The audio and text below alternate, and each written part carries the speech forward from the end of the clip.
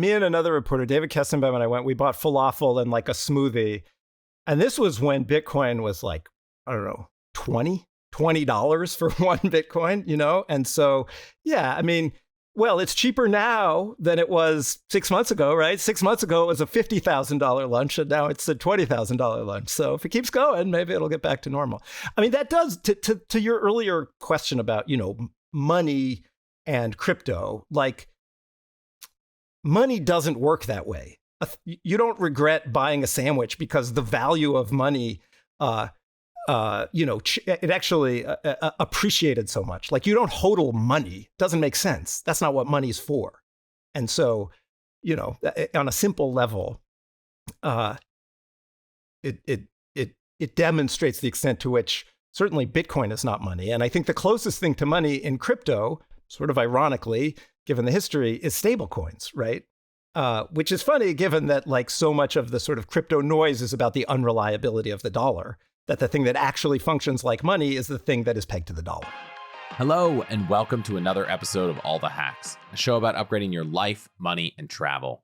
If you're new here, I'm your host, Chris Hutchins, and I'm a diehard optimizer who loves doing all the research to get the best experience in life without the expensive price tag. That means optimizing travel, think flights, hotels, points, miles, money, think savings, investing, and getting deals, as well as life and work. Think happiness, leadership, negotiation, and so much more. To make this happen, I sit down with the world's best experts each week to learn the strategies, tactics, and frameworks that shaped their success.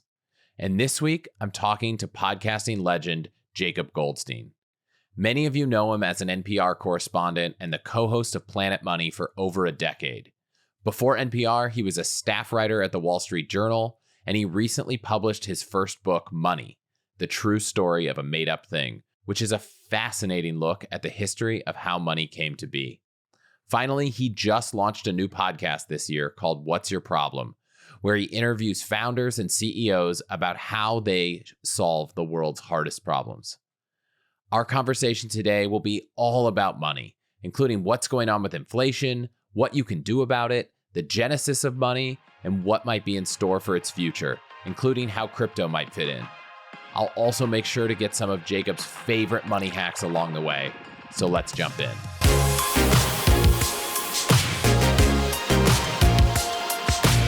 Jacob, welcome to the podcast. Thanks for having me. Hi. You've written a lot about inflation and that it's often based on what people think and that whether they think there should be inflation. So I'm curious if you think what we're in right now is a self-fulfilling prophecy of what people think that just will get compoundingly worse. Or is this different because we kind of have these supply chain issues and the Russian gas stuff? So I hope it's not a self-fulfilling compounding prophecy where it's just going to get worse, right? And it may not be. That is maybe like the most important macroeconomic question for the sort of medium term, you know, for the next year, couple years term is, do people expect inflation to stay high? And there is this weird thing about inflation, which is inflation expectations. What people think inflation is going to do has a huge effect on what inflation actually does, right? And for a long time, a sort of bizarrely long time, we lived in this world where we had persistently really low inflation, right? After the financial crisis through the aughts into the teens, whereby like 2019, we were in this world where unemployment was super low, the economy was doing well, the government was borrowing tons of money, and all of those things you would think would give you higher inflation, right? That classically is a really inflationary environment, and we didn't see it. And part of the reason it seems, it's kind of a mystery why we didn't see it, but part of the reason it seems is because people expected it would stay low. So now, what do people think? I mean, you can look at the markets, you know, you can look at various financial markets, and people don't think inflation's going to stay at 8% for like 5 years. So that's kind of encouraging. So I'm hoping people's expectations are still kind of moderate. I was doing some quick math, looking at what has inflation been like in some countries. And if you go back and look, Argentina, Venezuela, Zimbabwe, 8% seems like nothing. But even right now, Turkey is like in the 50%. So is 8% really that unreasonable? Inflation is weird because it can be nonlinear, right? And it's useful to distinguish 8%, high inflation that we have now, from your certainly Venezuela, Zimbabwe is where it was like thousands of percent. It was just runaway.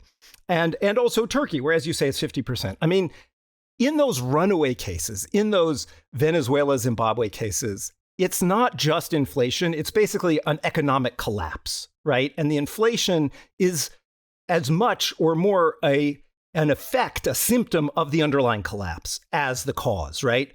We don't have that. We're not going to be Venezuela or Zimbabwe. And if somebody says that, it means they don't know what they're talking about. But 8% inflation is bad. I mean, one thing that's really striking is people just hate it, right? Like, people really hate inflation. And the other simple thing is real wages are going down, right? If you look at how much wages are going up versus inflation, inflation is going up faster than wages. And that doesn't usually happen, especially when the economy is growing. And that means people are getting poorer, and it's bad when people are getting poorer. That's the simple reason of why inflation is bad. It is a basket of goods, and some of them can have an outweighed impact. Are there any areas that you're aware of right now that aren't really doing as poorly, where it might actually be? I know fuel prices are driving inflation, significantly. Yeah, so it's interesting to think about the different components of inflation. Fuel is obviously the most salient one, right? Gas prices. And gas prices are really interesting. So if you look at the sort of budget, the typical household budget, which is like, the inflation basket, all the stuff a typical family buys, gas is somewhere around like 5%. So it's not that much, right? But the price of gas went up way more than the price of basically anything else, right? It essentially doubled, and the price of nothing else really doubled. Two is psychological, right? You see gas prices in like giant numbers as you're driving around. You stand there pumping the gas in your car, and you see the numbers going up in front of you. And so it has a disproportionate impact on people's awareness, right? People freak out about gas prices in a way that they don't freak out about, say, healthcare, right? Healthcare prices, in fact, right now, are not going up that fast, not going up as fast as I think the rest of inflation. I haven't checked on that number in a while. And healthcare is a bigger chunk of the household spending basket than gas, but it's like the opposite in terms of salience, right? Like, if you have a job and you get health insurance through your job, your employer is just straight up paying a bunch of your health insurance premium. So you don't even see that.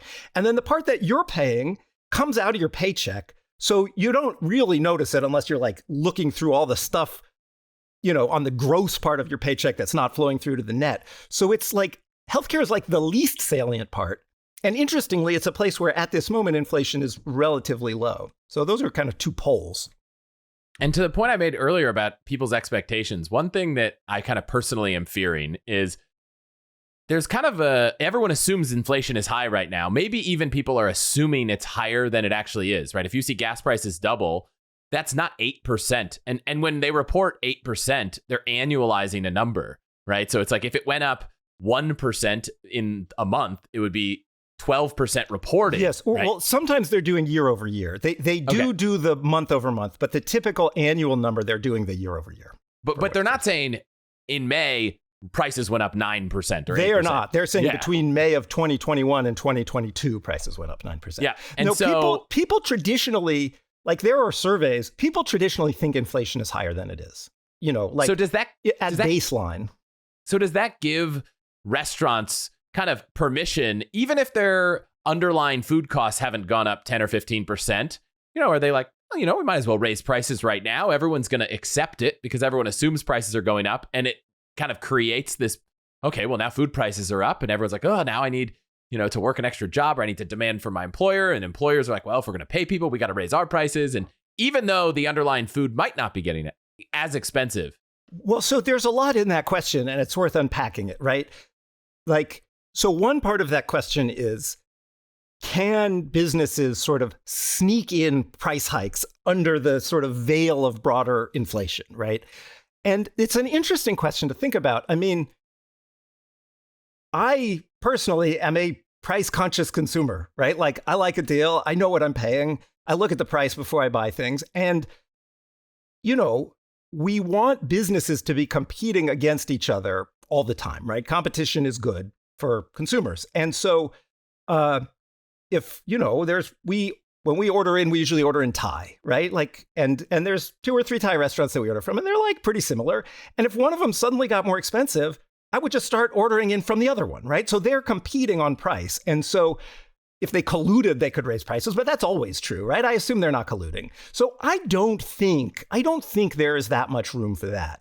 I mean, what there is, and this is the, important, I think most important piece of inflation right now is not expectations. That's important for the long run. But as you alluded to earlier, basic supply and demand are the 2 drivers right now. There's, less supply, certainly of oil, to some extent of food, both because of the war in Ukraine, and then to some extent manufactured goods because China has been doing this, COVID zero extreme lockdowns, and so their manufacturing output has declined. So that's less supply. And then demand is high, and that's important for price increases, right? Demand is high because, weirdly, it doesn't feel like it, but the economy has been really strong. I mean, it feels like all of a sudden it's like, whoa, are we in a recession? But unemployment is below 4%. Savings is really high for US households. And so people are willing to pay more, right? And that piece goes to your question. People are willing to pay more because they have more money and also because their wages are going up. Wages are going up faster than they've gone up for a long time, just not as fast as inflation. So demand is high. So that does allow companies to raise prices. But we hope that's constrained by competition. Let's talk about one thing that you mentioned to me right before we rolled. Inflation can be a good thing for a certain type of product.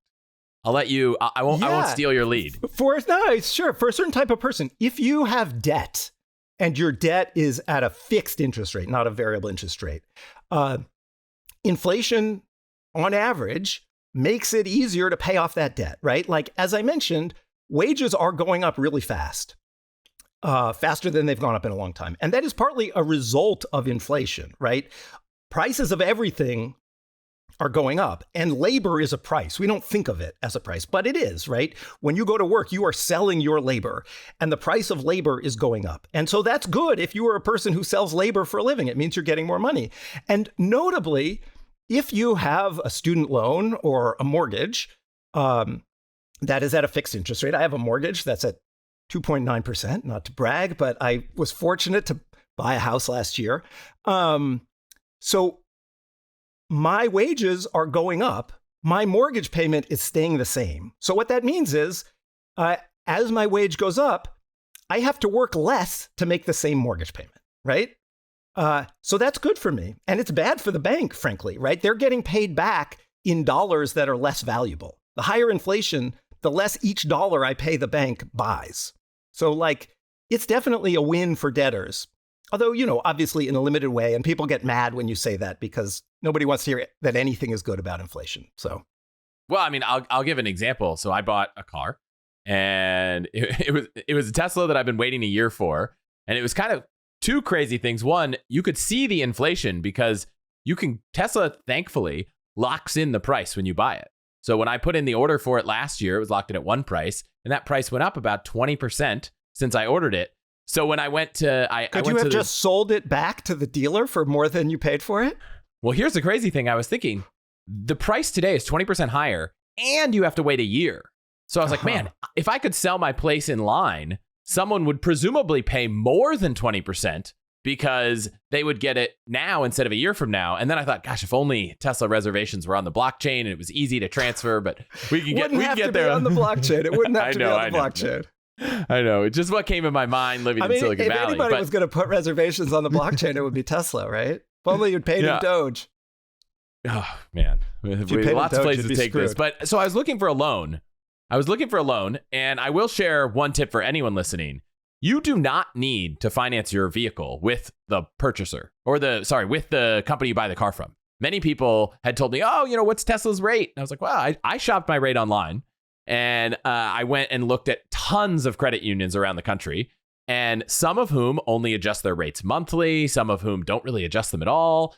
And the range of rates I saw were anywhere from 3-4%. From Tesla, I think was at 3.74%. To the lowest rate I could find for a 5 to 6 year loan was 1.99%. 1.99 is really low for a 5-year loan right now. That's amazing.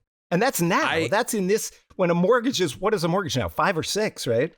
Yeah, it made no sense to me, right? Yeah. You know, high yield savings accounts right now are paying, I know the Wealthfront Cash account is at 1.4%. So I was like, gosh, you're almost at the point where if rates go up as expected, over the next few months. Just 2 or 3 year treasuries, right? 2 or 3 year treasuries are at 3% or something last I checked. So, I mean, there is a tax thing there, but yeah, it's obviously a sweet deal to finance. But it's pretty close. Like we're not that far away from the ability to like earn more than your loan cost if you locked it in. Yeah. And so for anyone listening, definitely go look around. I might even link to this Tesla Google sheet where people that from some Tesla forum put every credit union and all the deals there. I went to Credit Union 1, had a great experience. Highly recommend it. But I locked it in. They told me they could lock the rate in for 60 days. And so I locked it in the morning of the Fed rate cut because I wanted the most time to buy the car. You knew it was going to go up. You would think they would have known it too, right? It's interesting that it was so low. But, it means you're going to be paying that money back in dollars that are worth a lot less than dollars are worth now, right? $1 4 years from now, when you're still paying off your loan, is going to be worth, more than 10% less than $1 today. We don't know the path of inflation, but 15, 20% less, right? It could be a lot less. Based on treasuries and everything, like it's definitely going to be worth less. And the thing that blows my mind, there's a tool, the CME group has this tool on their website called the Fedwatch Tool. I don't know if you've seen it. And it shows the probabilities of rate hikes at different Fed meetings. And the thing that I thought was so crazy was I'm literally going to pull it up here. And it says, by the end of the year, December 22nd, there is a 42.6% chance it will be in the 3.25 to 3.5% range. And then a 34% chance it'll be 3.5 to 3.75. And then an 8%, it's 3.75 or more. And to be clear, that rate is just the overnight rate, right? It's not a 5-year rate. It's the overnight rate for the safest credit there is, basically. So it's wild that it's going to be that much higher and that you were able to lock in a 5-year loan at 1.9. And it wasn't just one credit union. Most of them were 1.99 to 2.5, even though people way smarter than me and spending more time on this than me are like 80+% confident that rates will be in the 3% by the end of the year. Yeah, it's interesting to think about what's going on the credit union side. Like why, like where are they getting the funding? I mean, I guess it's deposits, right? They're still paying 0 on deposits. Now, if deposit rates have to go up, then they might get underwater, right? That's a thing that has happened. They might get screwed being on the other side of your loan. But for now, they're paying 0% to get deposits and lending to you at 2%, I guess. And that's why I think it's important for everyone to realize that most banks that are lending the money out to you, like most of the, average Chase, Bank of America, Wells Fargo, they're paying no interest on their savings accounts. I'm sure they're still paying literally as close zero. To zero as and checking accounts. I mean, we've forgotten now, but checking accounts used to pay interest. Oh, yeah. You cannot. It is hard to get interest at, a brick and mortar bank these days. So, as inflation rises, I was going to ask you what you're doing to prepare for inflation, but I'll share one thing, which is as inflation rises and different institutions are paying over 1% or hopefully in the future over 2 or 3% on savings, leaving your money at a place paying 0% is not a great idea. I'm curious what you might be doing. Yeah. In preparation. So a couple things, right? And as I mentioned, I bought a house a year ago. Before that, I was saving a down payment, right? So enough money to make it worth, enough cash to make it worth sort of shopping around. And I used American Express has an online high yield savings account. And it went to 0, during the pandemic when everything else went to 0. But that one, I think it's back up. A lot of them like it. I think I saw an ad for Marcus, which is Goldman Sachs sort of consumer-facing online bank. So there are a lot of just FDIC insured, totally liquid, put it in today, take it out whenever you want, that are up around 1% now. I mean, my favorite one, I don't know if you've talked about it on the show. Have you talked about I-bonds on the show? I've written about I-bonds in my newsletter, and I'm doing an AMA episode where people are asking where to put cash right now, and I-bonds was the answer. We haven't talked about them. So we could just go now and I could just skip that on the AMA. Well, I don't want to step on your AMA. No. But it's my favorite answer. It's the thing that I'm most like. I don't generally believe in tips. My basic investing tip is always just like buy buy index funds, right? Just buy index funds and look away. Don't do anything, because whatever you do, you could do the wrong thing. Though we could talk about tax loss harvesting, right? But anyways, so my big hack with money that I'm excited about now is I-bonds. You obviously know about them too, so we can both talk about them. What are they? Let me ask you, what's an I-bond? So the government has these bonds that they issue. It's a Series I savings bond. You can only buy them on a terrible website, Treasury Direct, or so bad. It's literally, for anyone who hasn't used it, the only way you can enter your password is through a virtual keyboard that you have to click with each letter with your mouse. It's really hard. Or I think you can still buy them paper ones with your tax refund. So you can buy them, and there's limits on how much you can buy. You can buy up to $5,000 with a tax refund, and up to $10,000 just straight up on the terrible website. I should also make a distinction. Sometimes people confuse them with TIPS, which are Treasury Inflation Protected Securities, I think it stands for, but it's a different thing. And those are like a regular market. Though the amazing thing about I-bonds is basically they are guaranteed to pay an interest rate that keeps up with inflation. Essentially, there's some formula, but that's basically what it is. Yeah, they have a rate that right now I think is actually 0. That is like the base rate, and then they add on every 6 months. They change whatever the current inflation rate is. So from May 2022 to October, if you get one, you'll get the first 6 months. You'll get 9.62% interest. And we should just pause and wave our hands at 9.62% interest, right? Like, this is the most safe, borrow. You're lending your money to the government. The safest thing you can do with it. You have to leave it in for a year, essentially. There's like a small penalty if you take it out less than 5 years. You have to leave it in for a year. But getting 9.6% interest from the government, guaranteed, is extraordinary. And I should add, depending on how fortunate you are, how much cash you have. So it's limited to $10,000 per person per year, but you can also open an account for your kid or your kids. So I opened one for each of my daughters, and I bought the max last year, and I bought the max this year. And, I also have a lot of money in the stock market that I've watched go down, but that's like, to me, I now have a non-trivial amount of money that is very safely and comfortably going up. And it just makes me happy to think about it. We did the same. If you have a revocable trust, which in an episode recently we talked about, is not the same thing as these crazy high net worth trusts. It's a pretty basic legal document. That can be another entity. And so you could do another one there. So, if you had a family of 4, you could conceivably put $10,000 savings, Series I savings bonds or I-bonds in a year, which is a real amount of money. It's a real amount of money. It's a lot. Even if inflation goes to 0 before the end of the year, which I think is very unlikely personally, but even if inflation went to 0, you would earn 9.62% for the first 6 months, or 4.81 because it's an annualized rate, and then 0 on the rest of the year. But even earning 4.81% is a much larger number than any other government-backed place I've seen you could invest money for, less for a 1-year horizon. Other side, right? If inflation keeps going up, the interest rate you receive, it resets, as you said, every 6 months. It keeps going up. So it's a wildly, it shouldn't exist, right? It's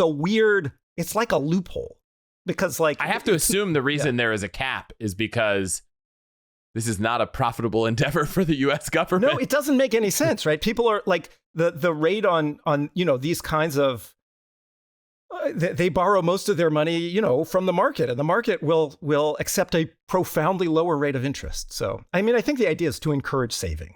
Right? That they're savings bonds, right? If you're old enough, when I was a kid, your uncle would give you $100 savings bond, and they would pay $50 for it. And the idea is you hold it for 10 years and then you can cash it in for 100 or something. And I think this is the sort of legacy of that. Yeah. Well, it's a real hack though. I feel good. I feel like I'm bringing a hack to the show with that one. I totally agree. And, you talked about things not making sense that the government does with money, which is a great a thing I wanted to talk about. In a past episode, I talked with someone about charisma, Vanessa Van Edwards, And we talked about how it was this thing that everyone kind of knows. But when you actually try to say, like, what is it really? People can very rarely answer the question. The answer she found was that it's a balance of warmth and competence. But, I was thinking about money, and your book made me think, gosh, money is kind of similar. It's this thing that, you did an interview on This American Life, or an episode, Ira Glass, called "What is Money?" the most stoner question he'd ever posed on the show. And it made me think, gosh, it's this thing that we all know what it is, but like, what is it really? And that led you to write an entire book. So I'm going to just ask, now that you're the expert, like, what is money? The reason it seemed interesting enough to me to write a book about is, at a more complex level, the answer to that question has changed an incredible amount over time, right? The book is a history book, basically. It's like a series of origin stories, really, of money. And the really striking thing to me, I think, at the root is, at any given moment, what money is just seems like the natural state of the world, right? Like, most people, most of the time, don't really think about it. They just think, oh, yes, this piece of paper in my wallet, this number in my account, that's what money is. Fine, whatever. That's just the way the world works. But the lesson, the insight to me that was really interesting, exciting, is that's not necessarily the way the world works. It didn't used to work that way. It'll probably be different in the future. And so that's what's fun. Money turns out to be this, set of rules, this set of arrangements that a society agrees on without really realizing that they're agreeing on something quite often. It is kind of emergent, and it's kind of bottom up more than you might think, rather than, let's have a constitutional convention and decide what money is. So we're not going to go through the entire history, because there's a wonderful book that I read in advance of this. Yeah, you can read it fast. But where did it all start? I think I didn't think it started where it did, and I'd love at least that story to jump in here and let people get a little glimpse. Yeah, so there's where, like, the best guess now of where it started, and then there's what people always thought, right? And it's interesting to distinguish between them. For a long time, there was this sort of a parable, almost, a kind of just so story that people told about the origin of money. And that was, before there was money, there was barter, right? Trade. And barter was inconvenient because for you and me to make an exchange, not only did I have to have something that you want, but you also had to have something that I want, right? So maybe I've got a thing and you want my thing, but you don't have anything that I want, so we can't make a deal, right? And that sucks, because it would be good if we could make a deal. It would be good for me and it would be good for you. And money solves that problem, right? Then if you want something I have, I don't care what stuff you have. Just give me some of your money and I'll give you this thing that I have that you want, right? That's the traditional story of money emerged from barter. The thing is, in the 20th century, basically, anthropologists from largely Europe and the US started going around the world and studying different societies in, stages of development that people had imagined this kind of barter universe would exist in. And what the anthropologists found was they weren't like that into barter. What they were much more into was social agreements about, like, borrowing and lending and gift giving and reciprocity. There were all these rules, right? And so these are basically tribal societies, right? They're small, kinship-based groups of people where everybody knows everybody else. And there are lots of rules about exchange, essentially, exchange of material goods. And, some of the sort of canonical cases have to do with marriage is a big one. There are very often rules like, if you're going to marry somebody, you have to give their family, your family has to give their family cattle, or your family has to give their family a certain kind of boar tusk or whatever. Another one was around murder, kind of awesomely. Lots of societies have rules where, like, if you kill somebody, then your family has to give their family, typically same kind of stuff, cattle in a lot of places, cowrie shells, whatever, some prescribed thing. And those things, those are really proto-money, right? Because once there's a thing where it's like, well, I'm probably not going to murder somebody, but, like, my kid's probably going to get married. And when my kid gets married, I'm going to need some cows to give to, the bride's family or whatever. That's really, I think, the best guess for the roots of money. It reminds me of something I think you probably wrote in the book that said, it's also money is what you have to pay your taxes with. It's like the reason I care about having dollars in my bank account is because that every April I have to send dollars to the US government and they only accept that. It's a good starting point. And certainly in places and times where different things are sort of competing to be money, that's a world we're not used to now. But there have been times where that was the case. If the government comes in and says, you will pay your taxes in this thing, and sometimes it was cloth and sometimes it was some currency, then that thing becomes like the cows you have to give for marriage, a thing everybody's going to need at some point. And yes, it becomes money. I mean, one of the interesting things distinguishing between the sort of barter story and the, marriage and murder story is the barter story is really this very cold, impersonal market story, which I think is like the typical sort of vibe we associate with money. But it's really interesting to me to think about the other story, right? The murder and marriage story, because that's a much more like hot, social, interactive story of what money is. And that side of money, right, this social creation, this thing that works because we all agree to use something as money, is a really interesting piece of it, and I think underappreciated. And you mentioned cattle as an example. Cattle is not something easy to bring up and divide and all that. Divide, no. Is that ultimately what drove to the kind of creation of paper money? Was like, we can't, I need something from you and a cattle is just too valuable. How did we get, because I don't think it was like overnight that we just switched there. What happened then when you needed half a cattle and how did we end up?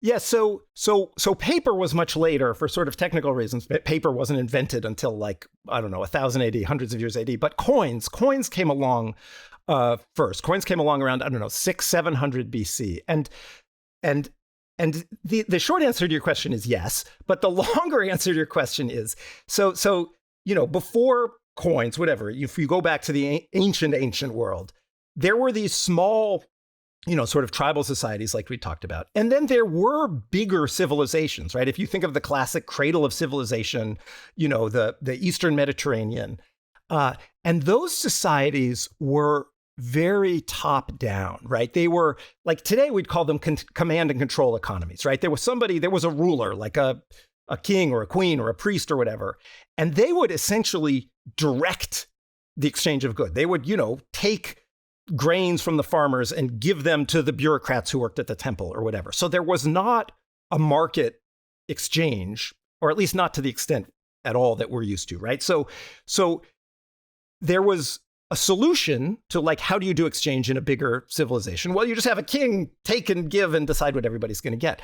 But then the first place coins really took off was ancient Greece, interestingly. And I think arguably, not coincidentally, certainly interestingly, around the time democracy was emerging, right? And what you had in ancient Greece, this is classical Greece, the Olympics, the whole thing, was something that was bigger and more complex than a tribal civilization / economy, but also a more bottom-up power distribution than you had in these, very top-down kingdoms. And so you needed some new way to do material exchange that was neither top-down nor everybody knows everybody and we all share the same rules. And coins, money, was the perfect solution for that.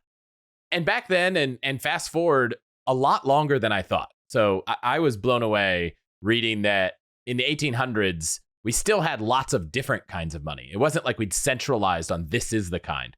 So I'm intentionally fast forwarding because there's a book. Go read the book. I thought it was great. We don't need to recap the entire book.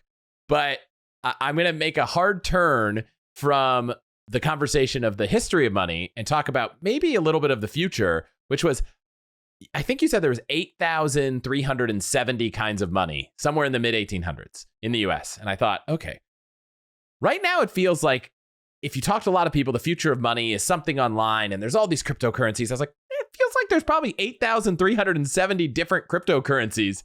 I'm curious what happened in that last, let's call it 200 years, watching money evolve from lots of different things to get more centralized. Do you think anything like that plays out in the world of crypto? And how do you think it falls into the world of money? I know it's a loaded question. Yeah, no, it's an interesting question.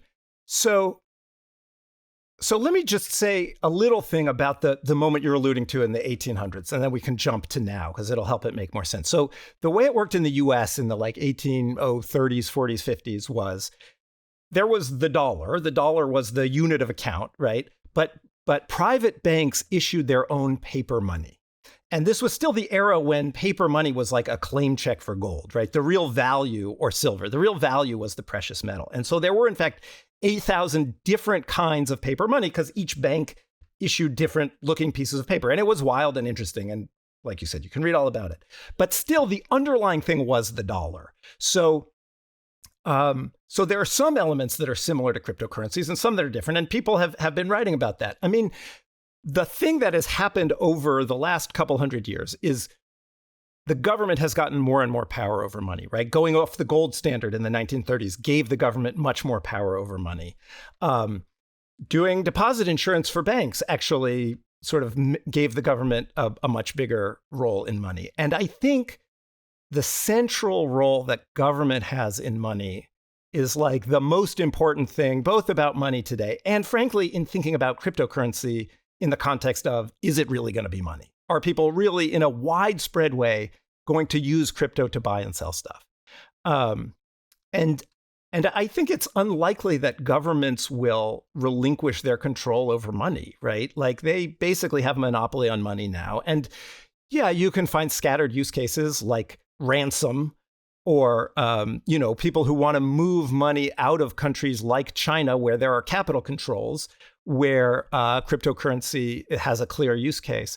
It's striking to me how long, in a sort of technology standpoint, Bitcoin has now existed, right? It was 2008 was the white paper, and I think 2009 was when the first block was minted. So that's a long time in a certain way for it to not really take off. I remember I started covering Bitcoin in 2011, and at the time I was like, wow, this is really interesting. Either it'll work and like be this wild new thing, or it won't work and it'll kind of go away. And the surprising thing to me is I was wrong on both of them. Like it didn't really work and it totally didn't go away. It blew up, right? So, I feel like there are a lot of non-monetary potential use cases for stuff on the blockchain, cryptocurrency / the blockchain. And I'm kind of surprised that those haven't worked yet, like remittances or even just payments, right? Like we pay a lot to credit card companies to pay with a credit card. We don't see it. The merchant pays it. But I would love it if somebody could make something on the blockchain that lowered fees. People pay a lot to send money home when they go abroad to work. It would be great if there were just some simple, boring blockchain product that people used who didn't care about blockchain. Like that's what I'm waiting for and hoping for. And I'm surprised that it hasn't happened yet. And do you think it will? I mean, do you think it will? When I think about the projects that everyone I know working in this industry are excited about, it's like generative art, as NFTs. And, there's some value to those projects, but they're not going to necessarily change the cost for someone living in America to send money to South America or to Europe. I feel like those, if you go, people compare it to the internet or to the web. And there was this moment in the 90s when the internet was kind of interesting and weird and people didn't know what to do with it.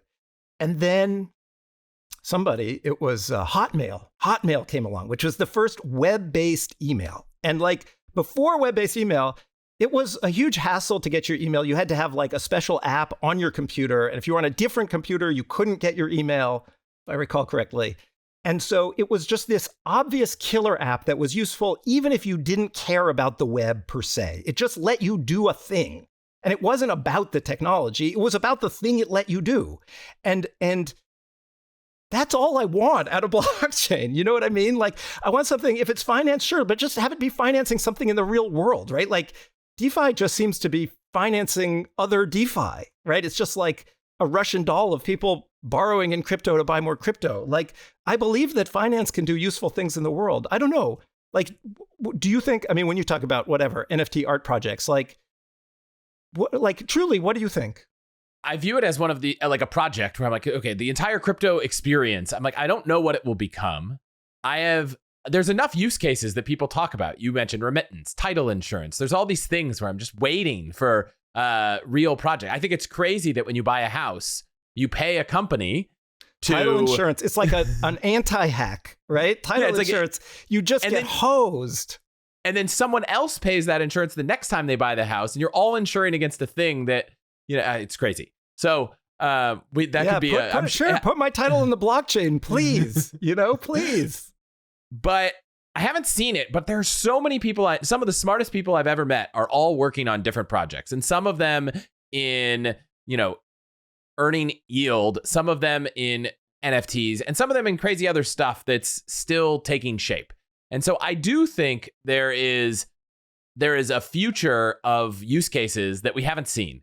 And I can't remember which podcast it was that I heard Chris Dixon from Andreessen Horowitz on. And he made a kind of crazy case of, when the App Store came out for the iPhone, no one really knew what the apps were. It was like, there were people that were like, ooh, I want a calculator that can do some advanced functions, because that's what we were thinking of. But so many things happened that were out of our wildest dreams. Like, we couldn't even come up with them. And so I believe those things are coming. I've been waiting.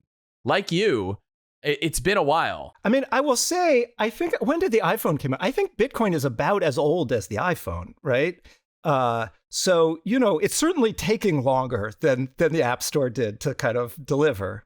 I mean, and whatever, easy for me to say because I'm not doing the work. But like you, I mean, in a way, the collapse in crypto prices might be useful because there's so much like scammy noise around crypto that like is just obviously scammy noise that you just kind of want to wave it all away. And maybe the crash will sort of wash out the scammy noise to some extent and leave the people who are actually working in good faith on potentially useful projects. And I think there are a lot of those people. And I don't know how to pick the winners, right? And right now, when I think of it as to bet on it, there's not a way easily to bet on mobile. I guess you could buy some Apple stock or some Google stock. It's like here, I like that the ability to bet on a fundamental piece of technology is a little bit more accessible. You could probably assume that maybe... Is it? I don't know. I mean... You think not accessible? At least with the stock market, you have like a stream of revenues. You have a way to value it, right? You can do sort of fundamental valuation, right? Like you could have bet on mobile 10 years ago. Whereas if you're buying... I mean, you can buy tokens. I get the logic of buying tokens, but how to value them... seems very hard. I am not trying to convince you that it's not a speculative asset, right? It definitely and most certainly is. but like, what is the right price, right? And like, what is the right price? Like, I don't know of any. I mean, people with Bitcoin are like, well, it's like gold, and the sort of total value of gold is much larger than the total value of Bitcoin. But that's kind of a different thing than what we're talking about. Yeah, I think it's cool that there's something happening and it's exciting and there's a way to put a small amount of money into it and see what happens. Yeah. It's like a trip to the casino that's like maybe more intellectually interesting than going to the casino. Yeah. Now, we both share a common story that in sometime almost a decade ago, for me, I had some Bitcoin and I made a purchase where I was looking online and I was like really into fantasy football. I was really into fantasy football for a few years. And there was this site that I'm not going to say I understood whether it was legitimate or not, but you could get access to stream all the football games of the season for the low price of like a Bitcoin or something. It was like, maybe it was half a Bitcoin. I think you understood that this was not legitimate, but let's keep going. And I remember thinking, gosh, what would be way more expensive? Paying for NFL Sunday Ticket. Because that's like $300 and you got to get DirecTV. Looking back, it was probably like a $10,000 subscription to watch, 16 or 20 games during a season. I know you also bought a sandwich that probably, maybe is a $10,000 sandwich, maybe more. Yeah, more. Me and another reporter, David Kessenbaum, and I we bought falafel and like a smoothie. And this was when Bitcoin was like, I don't know, $20 for one Bitcoin, And so, yeah, I mean, well, it's cheaper now than it was 6 months ago, right? 6 months ago, it was a $50,000 lunch, and now it's a $20,000 lunch. So if it keeps going, maybe it'll get back to normal. I mean, that does, to your earlier question about, money and crypto, like money doesn't work that way. You don't regret buying a sandwich because the value of money it actually appreciated so much. Like you don't hodl money. Doesn't make sense. That's not what money's for. And so on a simple level, it demonstrates the extent to which certainly Bitcoin is not money. And I think the closest thing to money in crypto, sort of ironically, given the history, is stablecoins, right? Which is funny, given that like so much of the sort of crypto noise is about the unreliability of the dollar, that the thing that actually functions like money is the thing that is pegged to the dollar.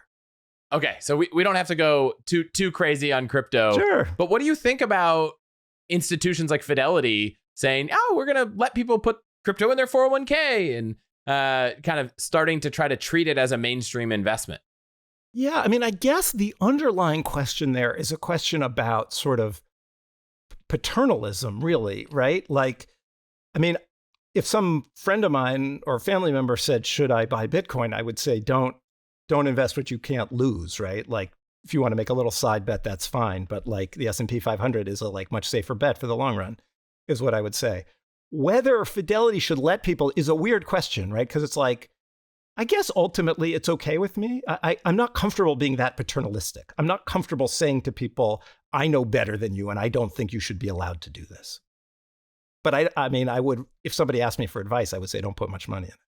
So to get back to the book, at the end, you had this conclusion section of the future of money, and you had these three possibilities. And sure, there are more, but I loved the three, which was a world without cash, a world without banks, and a world that sounds like the world you described in the past, which was the government's going to kind of manage it all and print money and give it to anyone who wants a job.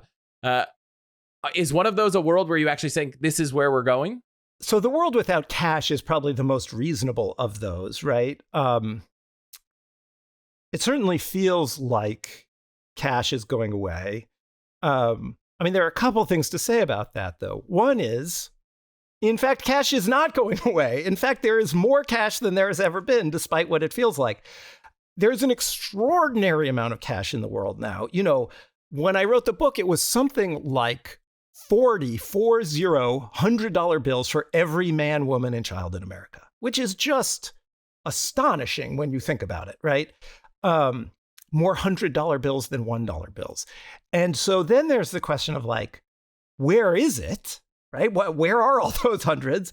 And the awesome answer is we don't exactly know because it's cash. And the whole point of cash, certainly the whole point of hundreds, let's be honest, is it's like nobody knows where it is. It's not tracked. It's pretty clear that a lot of it is outside the United States, right? In a lot of countries where the banks are unreliable, where the currency is unreliable, people like US paper money as a store of value, as a real store of value. So that seems useful. And it's like a good export for the US, right? People want to give us stuff and we give them paper. Like that's a good deal.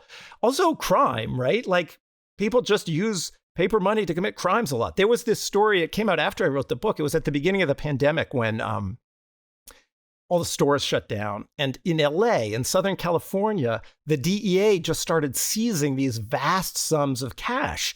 And what had happened was the drug dealers in LA were using these stores to launder their money. And when the stores shut down, they couldn't launder their money anymore. So the money was just like piling up and they just had all this cash that they couldn't hide anymore.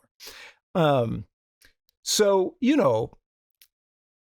that is still going to happen. The other piece of it is money is largely already digital. Like if cash goes away, I mean, there are certain people, like people don't have access to bank accounts. And so you would definitely want to create a system to basically give those people bank accounts, give everybody a bank account, give everybody a debit card. That's solvable. The key thing is our money is already mostly digital, right? Even though I think if people sort of close their eyes and think about money, they'd think about a $20 bill or a $100 bill. The vast majority of money in the world is just a number on a bank's computer, right? So if cash goes away, the world wouldn't look that different. I think I don't know how much, but there's a decent amount of our economy that happens with cash. People that get paid in cash don't pay taxes in cash, which maybe isn't good that happens, but... Yeah, no, you're right. You're right. There was this famous moment in Italy when they decided to start including in GDP, in the measure of their overall economy, the black market, the illegal economy. And because of the nature of the Italian economy, their GDP grew a ton when they decided to start counting it. And I think they passed the UK. They became a bigger economy than the UK. And they had like a celebration. They called it Il Sorpasso because like, hey, we're bigger than the UK, which is fun. How did they account for it? Yeah, I don't know. Oh. Okay. Well, it's funny. My fun moment was I had a tenant and we had an Airbnb and we were talking about the US economy. He was from Germany and we talked about cash. He was like, oh, do you want me to pay you with cash? Is it okay if I send it electronically? Do you take credit card? We were talking about it. He's like, because in Germany, we say that cash is tax neutral. And I thought that was the best description of cash I'd heard to date. Cash neutral is funny. I mean, yeah. Arguably it's tax neutral is funny. Arguably it's tax negative. Right? Like if in the proper world you're paying the tax and then you pay in cash, you don't have to pay the. Oh yeah. Anyways, I guess it depends on what your baseline is. Yeah. So it's clear that you've learned a lot about money. You've researched it, talked about it, run a podcast for over a decade. But I saw you say that before you started thinking about money, you didn't really think about it that seriously. It was it became this thing that you're now known for. And now that you have a family and kids, I'm curious what kinds of money-related lessons or thoughts you're trying to pass on so that they have a better understanding earlier on than maybe you did. Yeah, that's a good question. I mean, the way I thought about money before I started, studying it and writing about it was I was always really into saving money and not spending money. Just the way I was raised or my personality is like, I like a deal. I think twice before I buy things. And it's interesting, you ask about my kids. And so a thing I think a lot about with them is what's the right balance? Like, I think I was sort of neurotically cheap to some extent or in some settings. Like the way I thought about money, but at the same time, I'm glad that I, know the value of $1, right? And don't take for granted buying stuff. And so what I'm trying to teach or model for my kids, because the modeling is the real thing, right? With kids, what you do is really what matters.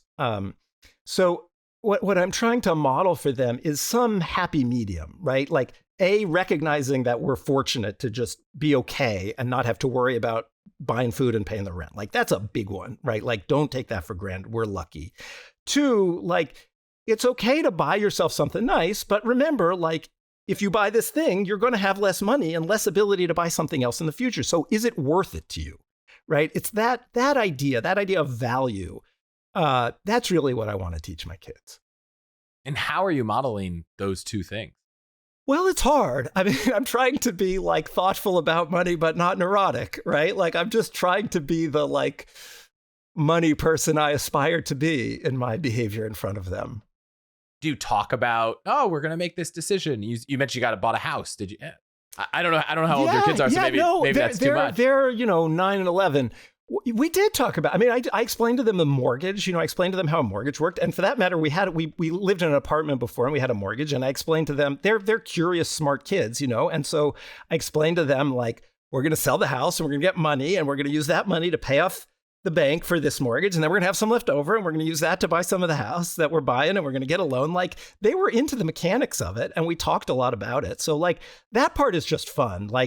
I'm a nerd. My kids are kind of nerds. And so the mechanics part, to me, that's the fun, easy part. The more, certainly the harder and maybe more interesting ultimately part is the more emotional, frankly, more emotional part. Because rationally, I save a lot of money and, I'm fine. We're fortunate and I work and my wife works and whatever. But, as you know, there's a large emotional component to money. And managing that and being reasonable about money, that I find hard at some level. And I think the hardest thing, there's an unlimited number of studies that show that people who have money would think they will be happier if they have more money. Yeah. Which I think is probably the hardest emotional thing to solve. Whether it's keeping up with the Joneses or the hedonic treadmill or whatever name you want to give it. I have not found someone give any kind of, here is exactly how you fix that. the answer has been, you just have to accept that what you have is enough, and maybe it's gratitude. Or is there anything you've picked up in all the episodes you've done or conversations you've had that would help someone kind of get out of that rut of kind of always thinking more would be better and not being content with what they have now? At a broader level, and this might be too broad, but a thing I have found in my life, frankly, more than in my work, is that I'll have some emotion about money or about work or something, some worry. I worry a lot, whatever. And then I'll go for a jog. I like to jog. I found that exercising just makes me less worried. And I'll feel better, right? I'll stop worrying about the thing I was worried about. But the thing hasn't changed at all. The money situation in my life or the thing at work or whatever I was worried about. And so like for me, a big insight of adulthood has been my emotions are more about what's going on inside of me than about what's going on out in the world, right? So to me, the key thing to worry less is to not fix something external. I mean, unless you have some horrible thing in your life, but unfortunately don't have horrible things in my life. It's to manage myself. It's to run. It's to whatever, sleep if you need to sleep, take a break if you need to take a break. It's recognizing that the source of a lot of problems, a lot of worry is internal. Interesting. My answer would have been something that I don't think contradicts what you said, but complements it on the other side, which is a lot of the source, I think, of people's struggles with money are thinking that most people have more than them, which I actually think is not true.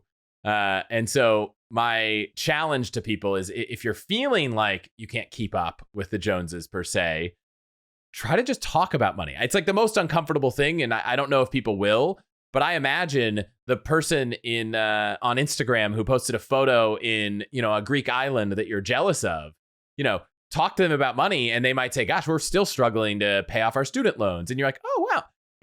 Just that they're not posting their student loans on Instagram. Yeah. Right? They're not posting the credit card payment they missed. Yeah. And so, your example is think inward, and mine is a complementary one, which is talk to the people that you aspire to be like, and you might find out you're a lot more like them, or you might even be better off. Yeah, right. They just might be making you look like you're not better off because stay off Instagram also, right? Instagram is a vehicle for that. I mean, one word that's interesting to talk about in this context, I think it's under discussed in the context of money and other things, is status, right? A lot of the time, I mean, obviously money and status are closely linked.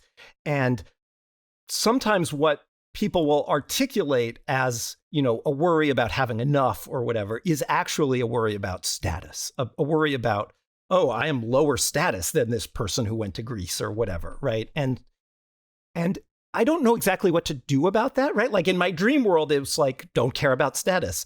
But I haven't been able to not care about status, candidly, right? Like we're hierarchical animals. It's very hard to not care about status. But I think to at least be aware of it and be aware of like, what status games do you want to play? What status games can you get out of playing?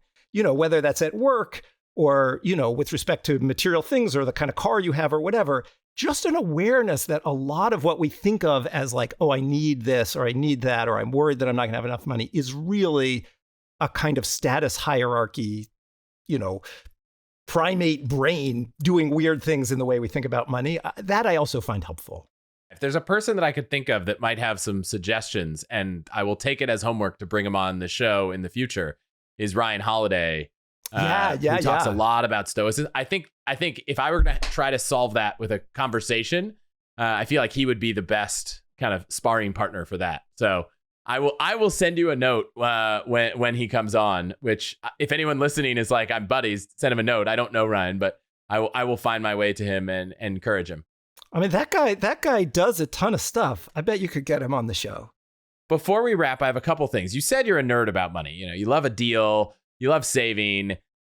In our first conversation before we hit the record, I know you've said you've got some hacks for money. I'd love to hear what are the things that you do that you often find your friends or peers or colleagues being like, oh, wow, that's great. I got to start doing that. Other than the I-bonds, which we'll go down as the main one for the episode. Oh, I mean. Yeah, that's the big one. Everything else is so small and goes more to the like neurotic side. It's like the stuff where I don't actually save that much money. And in the big picture, I just like the feeling of getting a deal. So like, do you know the website AutoSlash? This is a weird one. But there's a website called AutoSlash. So I just bought a car for the first time a couple of years ago. I live in New York where you can, get around without a car. So before the pandemic, I didn't have a car. And so we would rent cars pretty often, if we're going to go away through the weekend or whatever. And renting a car in New York is really expensive. And so there's this weird website called AutoSlash where you just like type in, where you want to rent a car and whatever, who you are, what kind of car you want to rent. And like if you're a member of Costco or the AAA, or if you have this credit card or that credit card. And then the weird thing about it is it's not instant, but like, I don't know, an hour later, they email you rental car deals, and they tend to be really good deals. And, in New York, it's like the difference between $100 or $150 a day and like $25 a day for a rental car sometimes. So it's like a big deal. So that one, I don't know, is that too little? Is that the wrong size hack? I think I would say no, because the CEO of AutoSlash, Jonathan Weinberg, is actually, we're recording an episode next week all about rental cars. Okay, So you're welcome, Jonathan. You teed that up perfectly. But yeah, like I think rental cars, especially right now, there's no supply of cars in the market. I noticed when we ordered our Tesla, they said it was going to come in April. We had our second child in June. Car hadn't come. Car said in the app, it's coming in July. We're like, we could manage for a month with a car that doesn't fit everyone. That's okay. And then it said, okay, it's got pushed back. It's no longer July. It's going to be somewhere between December and next April. And we were like, so I called Tesla. I was like, what is going on? And they're like, it's normal that the dates shift like that. I was like, what do you mean? What do you mean it's normal that the dates shift by 6 months? It's normal that you go buy a car and drive home. That's what's normal, Tesla. And then a week later, it shifted back, and it said, this is the thing that I thought was so crazy. It said August 11th to October 12th. And I was like, okay, I guess it's normal that it shifts by 6 months. And then the next week, it said August 12th to October 13th. And I was like, how could a company have enough precision to change my delivery estimate by a day? When 2 weeks prior, it was 6. But the window is still 2 months, right? We know it won't be August 12th anymore. It's still a big window, but we're shifting it by 2%. Yeah, well, the hack for this, though, that I learned, which I didn't want to share until I got the car, right now I don't care, is that when Tesla has a car that is ready for pickup, they email someone and say, hey, your car's here. And if in 3 days you're not ready for it, they put it to someone else. And so can you like fly standby with Tesla? Can you get on I want to be on the someone else list? So I wouldn't say it's like accepted, but it's also maybe not like prevented. This is the hack. This is the perfect hack window. Yeah. So if you go not to the showroom, but the delivery center. So in every major area, there's a delivery center. In the Bay Area, it's in Colma. And, I would say famous save for this its cemetery. That's yeah, all I know it about is. Colma. Yeah. I would say, it helps if you genuinely have a need. We went in, we were like, our family doesn't fit in the car we have today. And we would like people are willing to make an exception. If you're flexible, you're like, we'll change the color. That's fine. We found someone and they said, look, if a car shows up and no one wants it after 2.5 days, or if we get a verbal confirmation that they don't want it, we'll give you a call, because they want to get the car off the lot. And if they know someone that's going to come right away, it's helpful. I think they're supposed to put it back in the queue and give it to the next person in line. But every now and then, what we ended up getting was a car that came in 6 months ago and had something wrong with the door. And because they prioritize people who own cars, they prioritize fixing their cars. This car just sat there for 4 or 5 months before they fixed the door. And now it's technically a 2021 and the new cars are 2022s. So they kept calling people and saying, hey, your 2022's here. It's actually last year's model. Nothing changed. They changed, like, the charge port is slightly different, and that's it. And for anyone listening who's a huge nerd, they also added this like swiveling screen that's motorized, but it didn't matter to us. So they were like, gosh, here's a person that said, I will take it. Let's stop calling people that keep saying no and give it to that person. You just got it now? You got it in June instead of August to October, and your whole family fits in it? We got it yesterday. I spent yesterday afternoon like putting 2 car seats in there and getting it all ready. But yeah, it's a 1-day-old car with a 1.99% loan. Yeah, congratulations. That I'm excited about. That's a good hack. What else you got? I hit really hard the filters on like Kayak. like really hard. Kayak, TripAdvisor, in the like left rail on Kayak, you can do all kinds of dialing, right? Like, so I live in New York, for example, and there's multiple airports, which is helpful. But you can turn on and off. Like, I'm big at just like pricing different things, right? Like, there is some price for which I'd be willing to fly on Spirit Airlines, but it's typically not the price, some price differential. There's some amount of price differential that makes it worth it. Depends on, am I flying with my kids? And it's going to be a lot more, right? On the other hand, the thing about flying with kids, as you know, is like everything is suddenly 4x. Here's one. Okay, here's a hack. I don't know if it's a hack. I find it useful as a hack. If there's some recurring thing you pay for, whether it's, a monthly bill is easy, but even like a thing you buy at the grocery store every week, annualize it, right? So if you're spending an extra $10 a week at the grocery store on something's $10 more than the other thing, that's actually $500 a year, right? And I find saying, is this worth an extra $500 a year to me feels different than, is this worth an extra $10 to me every time? So like, that's a sort of behavioral hack, right? It's a way of framing things that helps me spend less, frankly. And same with subscriptions, obviously. Subscriptions are killer that way. I haven't signed up for, do you use, there are those products now, they're a subscription product to manage your subscription products. And I've been interested in those because I have so many now, like for software, like I have, Microsoft and Adobe and Dropbox and all these ones that like, I don't use that much. And they are, altogether, certainly hundreds, maybe $1,000 a year, right? I could use a hack on that one, I think. Can you help me? So Truebill is a sponsor of the show. And as people didn't as mean people to walk know, into that one. No. I didn't ask you to. You're welcome. You're welcome, Truebill. I vet all the products that services. Anyone that wants to sponsor the show, I am very serious. I'm like, I'm going to use the product. I'm going to try the product. My wife will try the product. And I say no to most of them. So I downloaded Truebill. I'd never used it before. And, they're getting a free ad here. It's not part of the ad. But basically what you can do is you can see a calendar of when all your subscriptions are, where they are, even just the free version of not hiring them to do anything. And it's just, what are they all? And that's free. Because there's so many, and they recur. And there's the simple things of like, right when you sign up, make sure it's not automatically recurring. Like, that's a useful one. There's so many, like very often I'll get an email that's like, hey, thanks for renewing your subscription for another year. We just billed you $90. I'm like, great one. I'll give you two ones for this. So okay. One is if you have a Capital One card, they have this browser extension called Eno. And I dislike the fact that they have hijacked a keyboard shortcut that I used for something else. But other than that, what they do is they give you a virtual card for everything. So you install this browser extension, and a lot of the virtual card companies, like Privacy as an example, they route your money through your bank account. You don't earn points. I don't love it. I like the points. But the advantage is it doesn't automatically renew, right? It sort of self-destructs, so they can't bill you again. That's the advantage of it, right? So because this one's tied to Capital One, the card issuer, you still earn all your rewards. But you can say, for this card, for this card, I want to only allow a purchase of $100.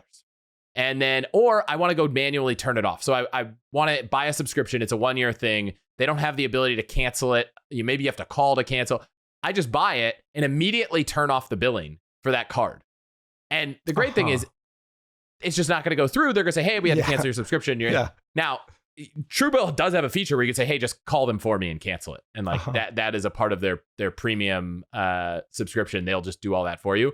But I like to use Capital One's thing because you still get the points, but they will go in and cancel the thing. And it just happens that I use my Capital One card for a lot of internet stuff because it's the 2x on everything, not the, travel bonuses and grocery bonuses. You got any travel hacks for me? And here's the thing for me with travel hacks is again, because I have kids, I'm definitely in the schmuck category now where I have to go at the time when everybody goes. I have to fly the weekend you don't want to have to fly, right? So I'm starting in a bad place, right? I'm starting where I'm the guy who has to pay retail for the seat, and I don't want to be that guy. What can you do for me?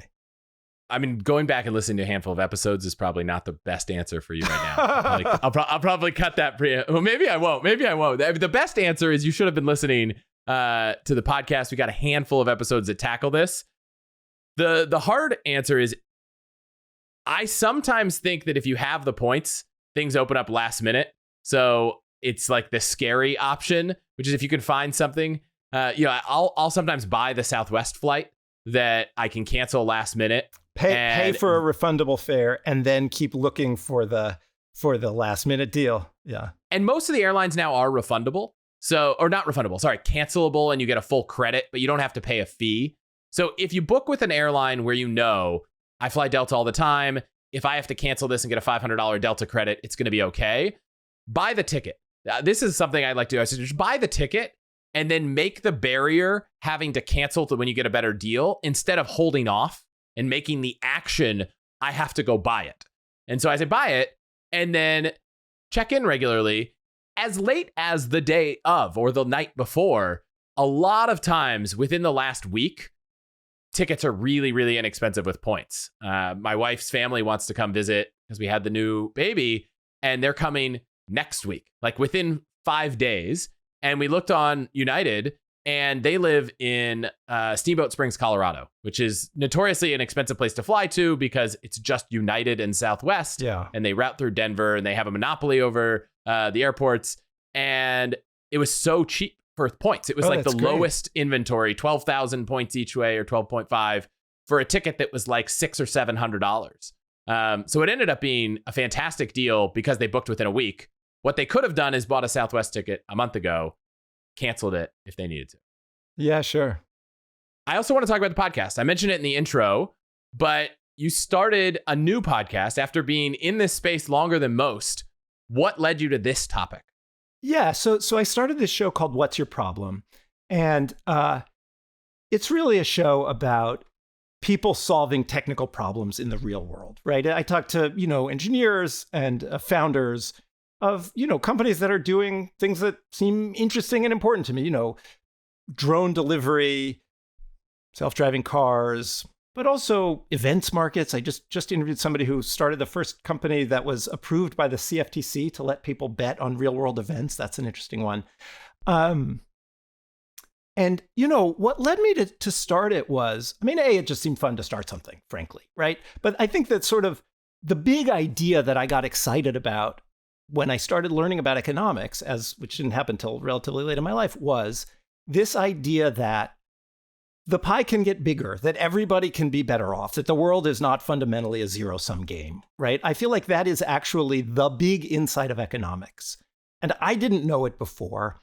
And I think it's not intuitive, right? Like, I think the intuitive idea of the world is it's zero sum. If somebody's getting more, somebody else must be getting less. But that's not true, right? Like, the good news of economics is everybody can get richer. Everybody can have more. And the way that happens is technological improvements, basically. People figure out how to get more stuff out of a day's work, right? People figure out new efficiencies, ways to do new useful things. And so the show, the big idea of the show is like, let's talk to the people who are actually figuring that stuff out.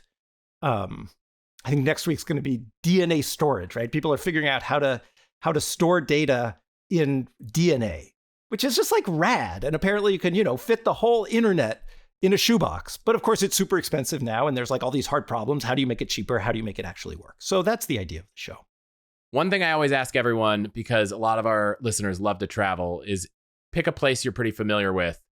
Someone's in town there. Where should they go for a great meal, maybe a drink, and some unusual thing to do to spend an afternoon? I live in New York, and, my hack for New York is like, just walk around. I don't know if that's too obvious to be a hack, but like, I love New York. I love living here. Even before the pandemic, I never really went to the theater, didn't go to anything. I just like being in New York. I just like walking around, just get on the subway, walk around downtown, and just enjoy. It's free. Eat anywhere. It doesn't matter. Eat at a cart, just be in the street. So that's one. I don't know if that's weak or not. The other one that came to mind, I grew up in San Diego, and my favorite place to eat in San Diego is a taco shop called Roberto's, which is just like super low-key, cheap taco shop. It's actually, there's several of them. My favorite one is in Del Mar. And it's just a little taco shop near the beach, near Torrey Pines is the name of the beach. But just go there and get whatever. You can get whatever you want. Get a carne asada burrito if you want to get what's sort of mild classic, but get whatever you want. You sit out on the deck and you have a view of the ocean. It costs, it's cheap. It's delicious. The beach is right there. You can go jump in the ocean. There's an incredible state park, Torrey Pines State Park, with these beautiful bluffs out over the ocean. You can hike there. Maybe you'll see a dolphin. You see the ocean. It's amazing. That's exactly the kind of recommendation people love. Thank you. Roberto's, Torrey Pines, Del Mar. I love the show. Thanks for doing it. People should definitely check it out. Any other place people should find you online before we wrap? I spend too much time on Twitter. I'm at Jacob Goldstein. If you ask me a question there, I'll see it and answer it. It's nice. Awesome. Jacob, thank you so much for being here. It was a delight. Thanks for having me.